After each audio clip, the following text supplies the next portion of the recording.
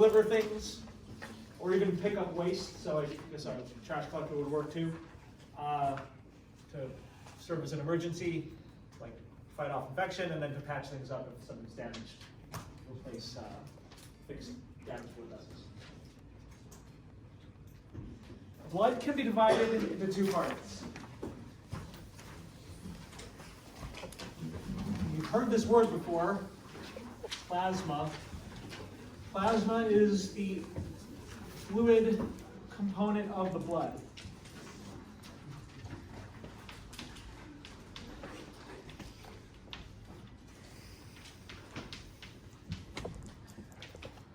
Plasma is a type of extracellular fluid. It's outside of cells, but it's only within blood vessels. It should only be within blood vessels. You can find tons of things in here. I'm not going to make you memorize everything. I just want you to know that it's a liquid matrix that carries a bunch of different important molecules, like nutrients, like gases. And it's mostly water.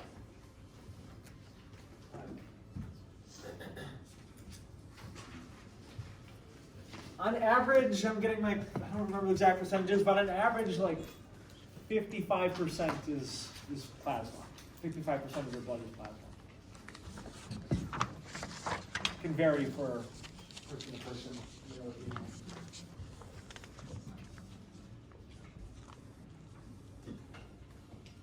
The rest of your blood is made up of cellular elements.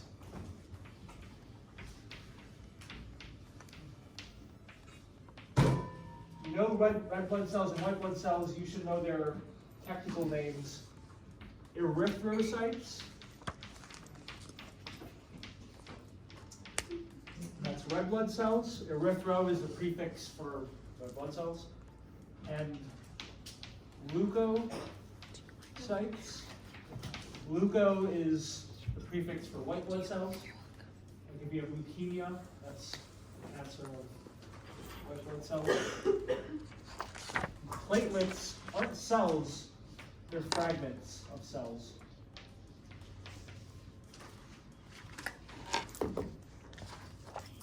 You've heard the word, the prefix thrombo, that's thrombosis. That's related to platelets or clotting in general.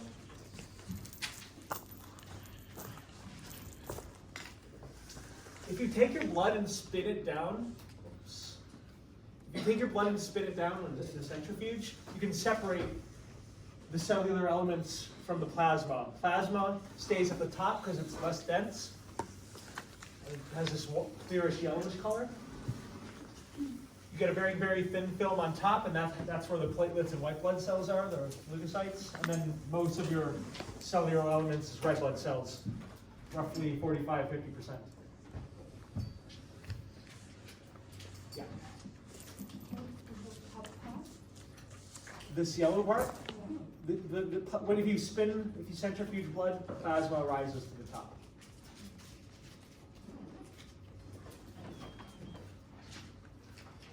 You're getting like a plasma transfusion, does what that matter? If you have a plasma transfusion? Yeah. Why is that done?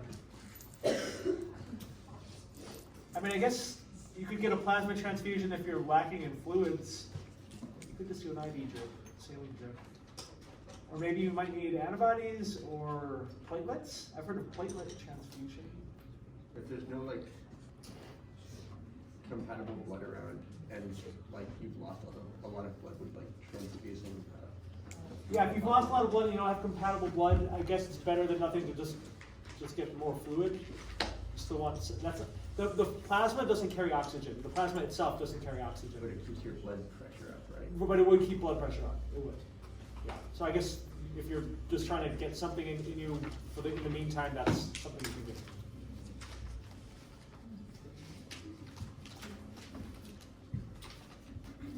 Cool.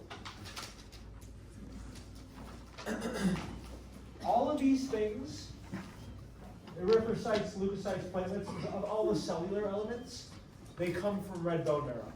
It's not just red blood cells, all of these. All of these come from red bone marrow.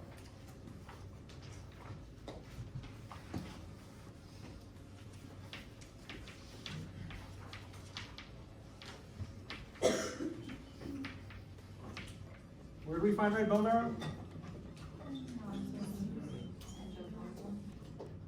Ends of long bones? What are the ends of long bones called? The epiphyses.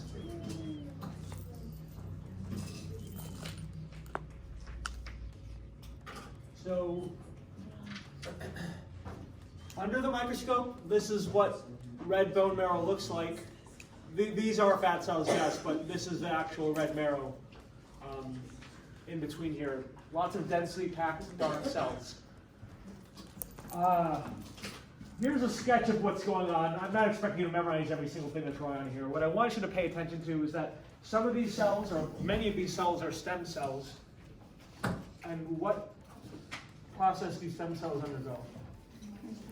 They undergo mitosis. They undergo mitosis, they differentiate and become different things. So a stem cell could become a red blood cell. A stem cell could become a leukocyte. When the cell matures, once we've undergone mitosis and that cell's differentiated into something that's functional, it then escapes into the bloodstream. It squeezes out into the bloodstream. And we'll talk about what this special blood vessel is later. But it squeezes out into the bloodstream to get into circulation.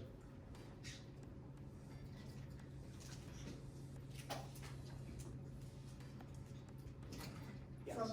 From the red marrow, it squeezes out. Yeah, from the red marrow, it squeezes into the bloodstream.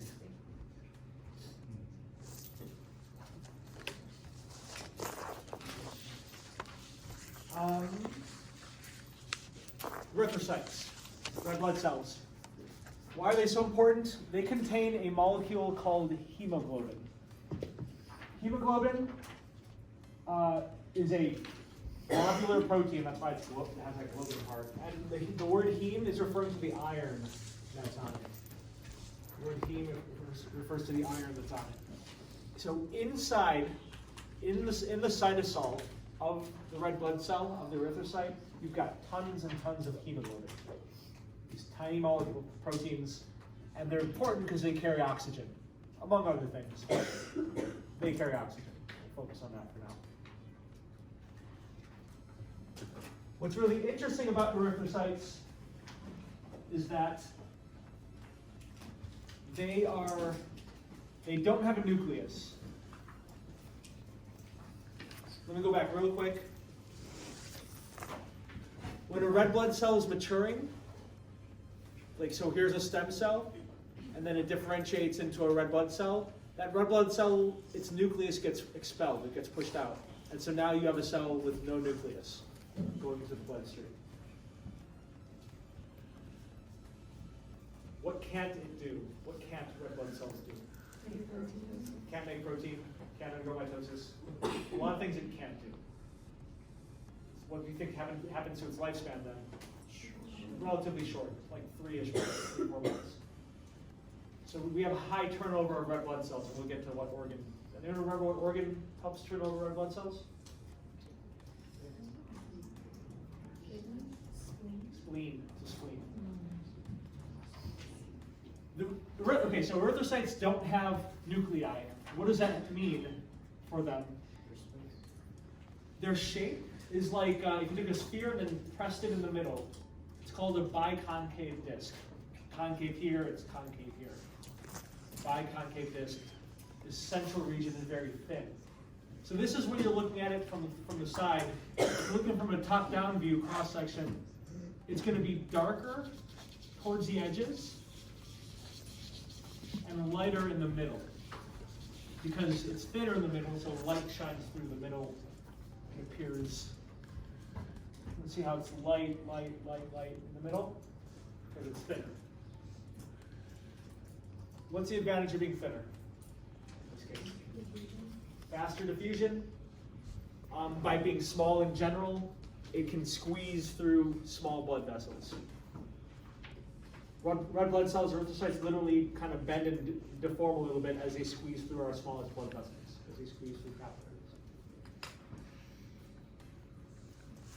So its shape, its structure, helps with its function. By not having a nucleus, yeah, it can't survive, it can't make new protein, but it can easily diffuse oxygen and also take carbon dioxide. It can easily fit through small spaces. Red blood cells are a relatively small cell. Not as small as sperm, but they're pretty small, like 10 micrometers.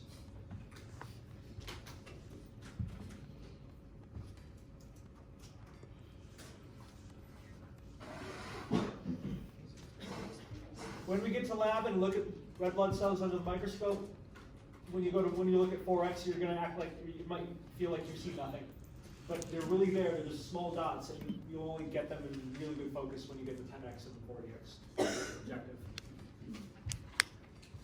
Like I said, as a red blood cell develops, it expels its nucleus. As soon as it's expelled its nucleus, as soon as what we would call an immature erythrocyte, the word for that is a reticulocyte. That root again, reticulum, like a network of stuff. It's called a reticulocyte because when you look at it under the microscope, it still has some stuff left in it, some organelles. So these are immature cells. So at any given time, we should have some reticulocytes. I said that we have a high turnover of red blood cells, which means we're always constantly making new red blood cells. So we should have some cells that are reticulocytes. In about 2 days, those spots go away and they mature. So reticulocytes in the bloodstream will mature into normal erythrocytes.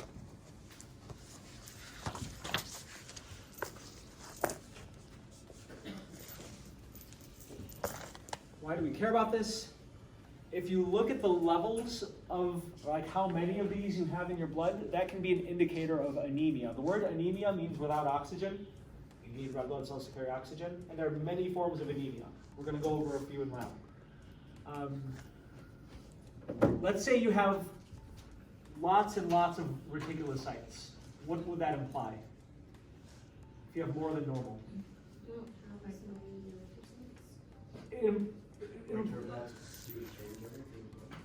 You're changing over your, go for it. I was gonna say there's like a lack of iron. Is there a lack of iron? Not necessarily. Okay. It's saying that your body's making a lot. Not necessarily, maybe. It could be. Basically your body's trying to make more because for whatever reason you're lacking oxygen. And there could be multiple reasons. So it could be a compensation. Let's say you have less than normal. You have too much oxygen. Too much oxygen sounds a good. It's not bad. It's not bad. Because the erythrocyte's going to die either way. Where would the problem be if you don't have enough reticulocytes? You don't have enough. The bone marrow. It would be in the bone marrow because you have a problem with production. If you have low levels of reticulocytes, problem in the bone marrow. High levels of reticulocytes, they're dying rapidly for some reason. So, in short, reticulocytes can be used as an indicator of the health of your blood.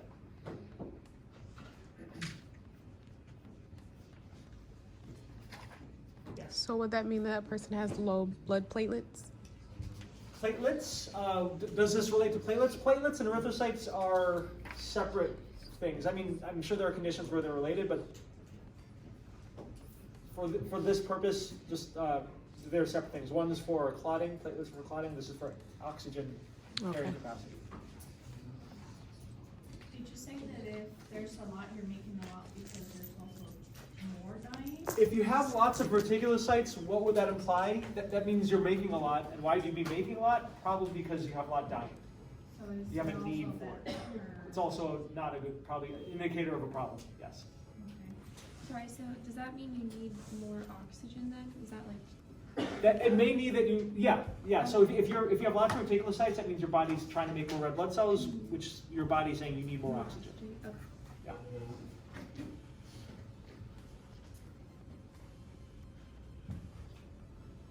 Here's one example of anemia. You've probably heard of this kind. It's called sickle cell disease. It's called this because it forms a sickle shape. A sickle is like a hammered sickle, that pointy scythe object. Again, normally red blood cells, erythrocytes, should look like this, and hemoglobin is just dissolved in the cytosol. It's just surrounded, it's like floating around inside. in people who have sickle cell anemia, there's a mutation on the hemoglobin for the gene for the hemoglobin protein. So the hemoglobin protein is actually a different shape, and because it has a different shape, it starts crystallizing. Again, normally it's dissolved in the liquid here, it's dissolved in the intracellular fluid, but in sickle cell disease, the protein crystallizes, meaning they come together and form long strands, and that causes the cell to deform. If you have a deformed cell, that's not going to be very good for carrying oxygen. That has potential for clogging up blood vessels, which is not great. Also, your spleen recognizes this as a damaged cell and will destroy it at a high rate. So your spleen can get overworked, blood vessels can get clogged, you're not carrying as much oxygen. A lot of problems can arise from this condition.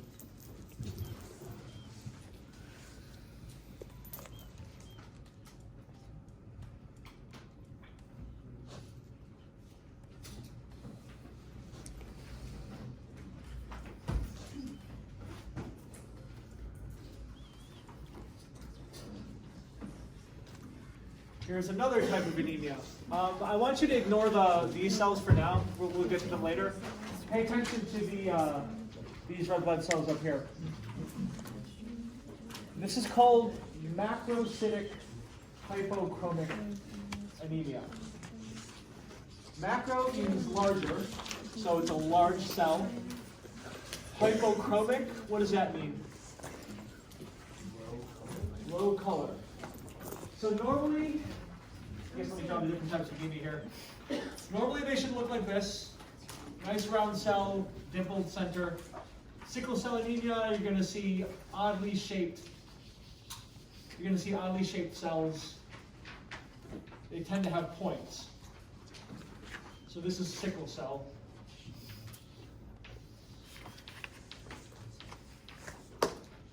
In macrocytic, the cells are larger than normal.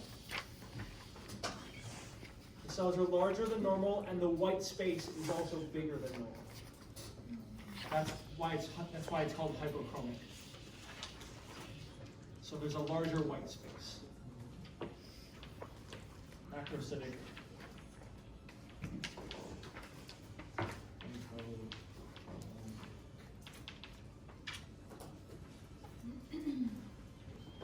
You get these type of red blood cells, these erythrocytes that are larger and paler than normal, from a vitamin B12 deficiency.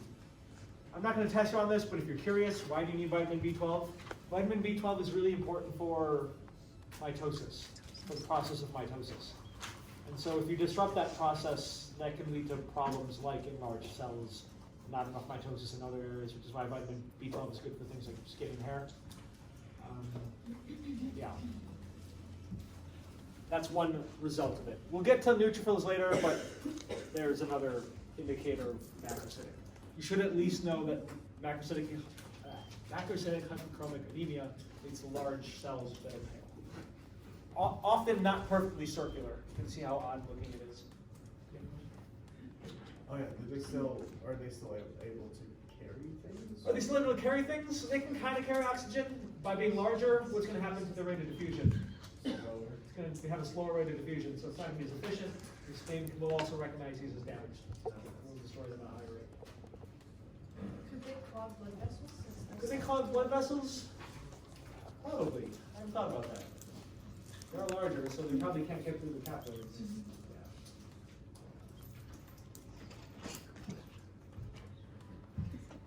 One more type of anemia, microcytic hypochromic anemia. Same basic idea, except this time it's a smaller cell with a large white space.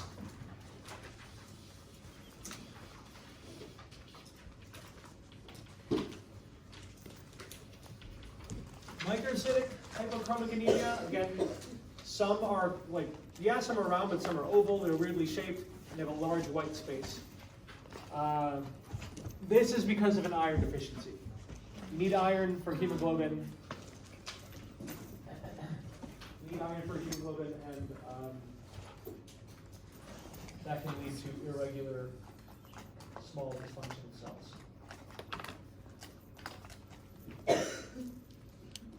Yes. I don't know if you probably know, but what foods have iron? What foods have iron? Dark leafy greens, red meat, liver, I think beans. beans probably, yeah. Yeah, eat your leafy greens. So, for the body, does it process plant iron different than animal iron? Does the body process plant iron different than animal iron? I do not know that. As far as I know, it's the same thing. I'm not sure. That's a mass nutritionist. In nutrition class, they say that your body absorbs animal iron better than plant iron, but your body still absorbs the plant iron. It still processes it the same. Better. More efficient, maybe. I was gonna ask if, like, the theory of like drinking wine because it supposedly has iron in it is good for anemic people. Because I don't know. Maybe, I don't know. I mean, yeah, nutrition's, I always hear different things, so I can never say anything definitively about it. Okay. I just know that you need this basic component. And then my other question was, so my grandma has this kind of anemia. Can it cause a different kind of anemia in, let's say, one of her children? Or would it With just one person be- having this anemia cause anemia in children?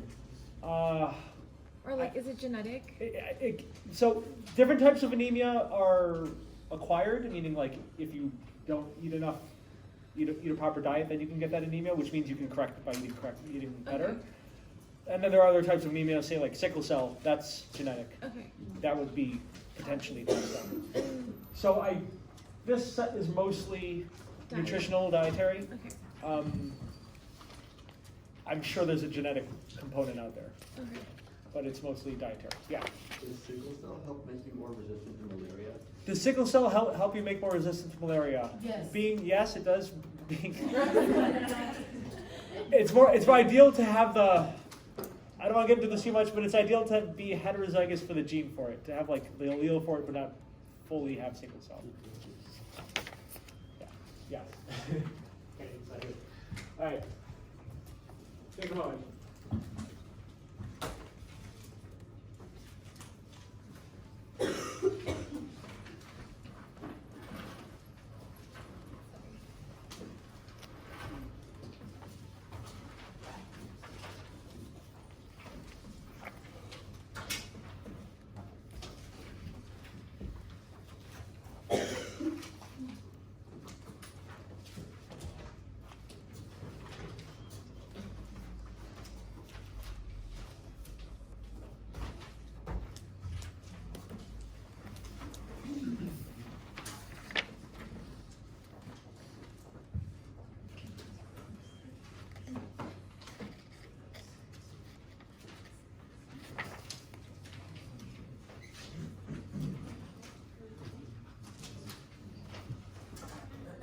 Raise your hand a few more times.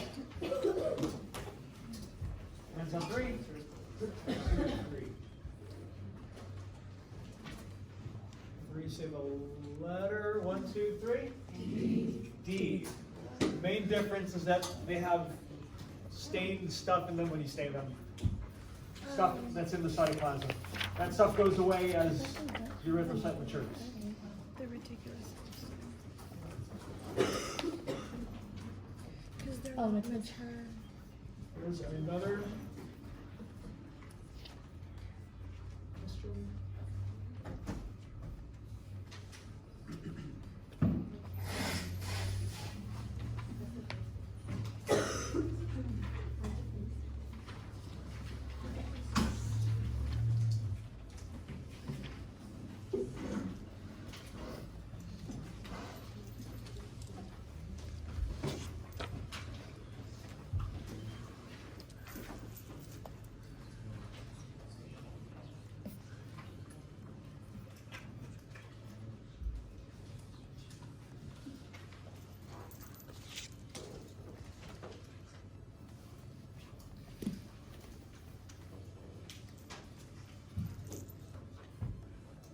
Raise your hand a few more times.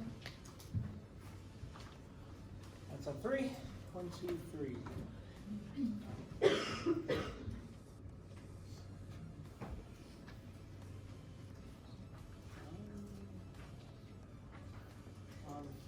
Which letter? 1, 2, 3. C. Yeah, lack of iron, that would cause microcytic. Microcytic is caused by lack of iron. Macro is caused by lack of B12. And then hemoglobin mutation, what's that? Sickle cell. If you have excessive iron, would your blood be bigger? If you have excessive iron, would Your blood cells be bigger? blood cells get bigger? Not necessarily. If you have excessive iron, if you have excess of anything, our body tries to get rid of it. So it will appear in, I think your urine, but definitely your stool. Try to not get as much, but I'm sure something can happen if you have too much iron. I don't know how much. I think it's just bad on your organs. Yeah, because it's probably going to collect somewhere. Yeah. So does overactive spleen, does that cause any of the type of diseases, or is that? Does overactive spleen cause any of the types of anemia? It doesn't cause any of the types of we talked about, but if say if it were overactive, then what would happen? You destroy more cells and you experience anemia. Not bad. I'm sure there's a word for it. There's so many kinds of anemia. There's a lot.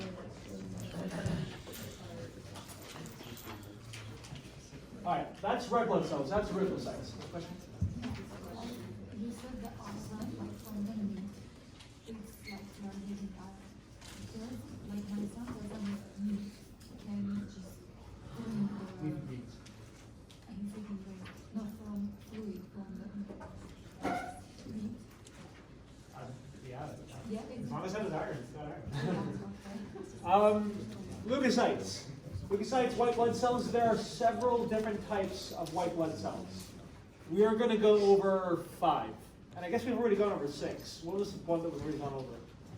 Actually 7. Langerhans?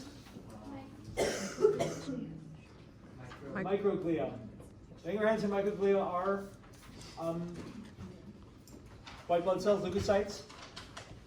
These are the main 5 that we'll go over, and you can even get more detailed than this. There are different types of lymphocytes. There are different. There's a different type of basophil, but these are the 5 that we'll go over. They're larger than erythrocytes, so they will be easy to find when we look at a slide of blood. They have nuclei, which also makes them very easy to find, because you see a dark purple thing, you're definitely looking at a white blood cell, a large dark purple thing.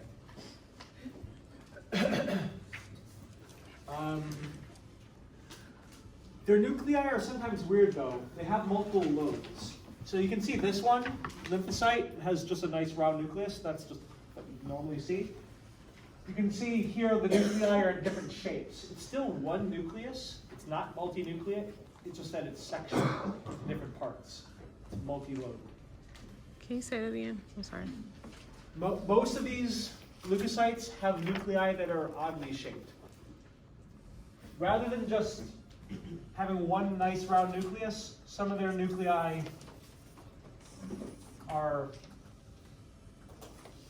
lobed. So you've got like a section over here and a section over here. It's still one nucleus, but it's oddly shaped.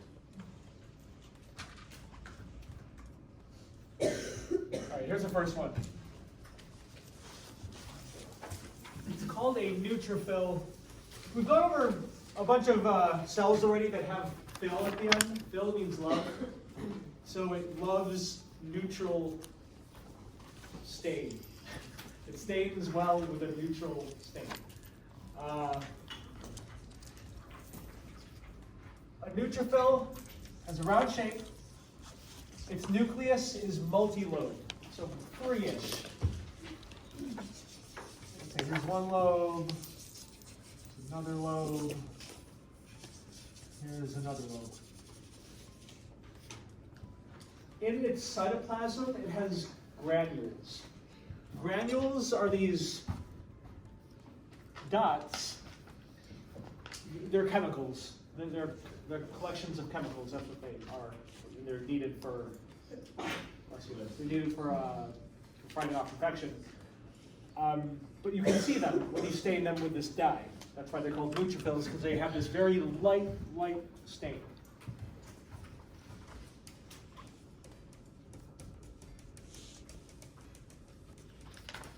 They have a light stain.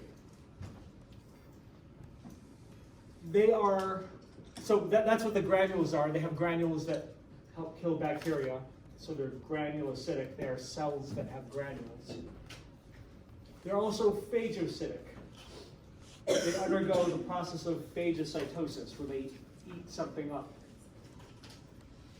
After a phagocyte eats up a bacterium, what is it done to that vesicle? Fuses with, it fuses with the plasma membrane and forms a vesicle, but after that, after it's inside the cell, with the lysosome. It fuses with the lysosome, remember that? So we can destroy things with lysosomes once it's inside. So it's both a phagocyte, it eats things, and it's a granulocyte, it has granules. Not every white blood cell is a granulocyte. Not every white blood cell is a phagocyte. They're the most common type. So when we look at blood and you're going to be scanning for white blood cells, you'll see these the most. It's going to be harder to find the others, so it'll take some time. The animation there, after they're like your first line of defense. They kill something and then they're not needed anymore, they're expendable, and so they die. So when you have pus developing, for signs of infection or acne, that pus is a collection of bacteria and dead white blood cells, primarily neutrophils. Ew. Yeah. I was gonna ask, are these all types of leukocytes, right? These are all types of leukocytes. The neutrophil is a type of leukocyte. Okay. Neutrophil is a type of leukocyte.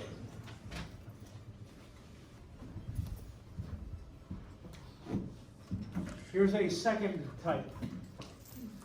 It's called an eosinophil. Eosin is a type of dye.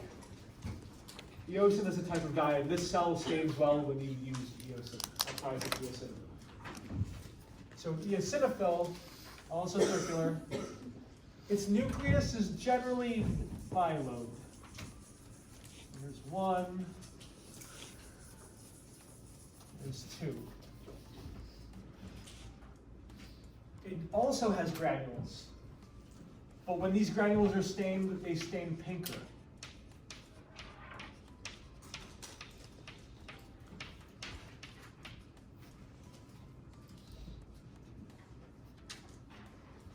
One major function is that they use these granules to kill things like parasites.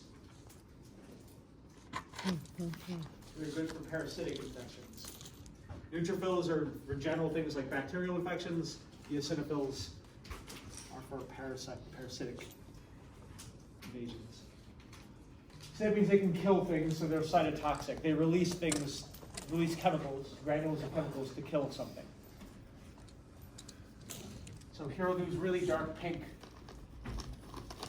You see how much darker it is than neutrophils. Use like T cells. T cells are lymphocytes. That's something else. So if you have an eosinophilia, that means you have an abnormally high amount of eosinophils. That could be in response to an allergy, certain drugs, and parasites.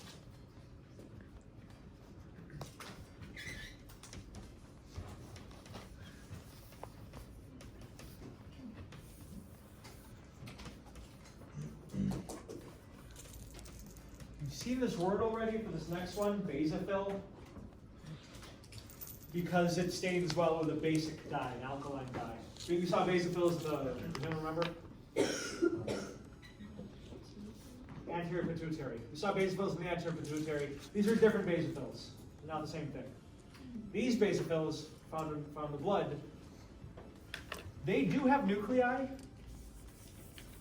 You just can't see them very well because the granules stain so dark that they mask it.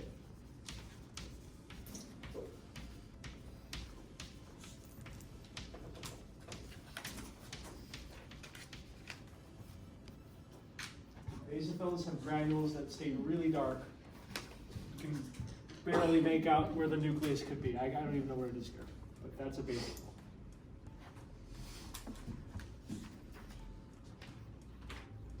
Basophils are useful in things like inflammation and allergic reactions, so mats are useful, but that's what they cause. They release those granules. One of the chemicals you can find in there is histamine. You've probably heard of antihistamines. Antihistamines are meant to reduce redness, reduce inflammation. So histamine increases redness, increases inflammation because it causes vasodilation. What does that mean, vasodilation? Make a blood vessel bigger. If you make a blood vessel bigger, that increases redness, more blood flowing. That increases inflammation because now there's more fluid in that area. It also has heparin, which prevents clotting, anticoagulant. So these are just 3. There are 2 more that I want to go over. We'll go over that later. Yeah. Cool. All right. I'll see.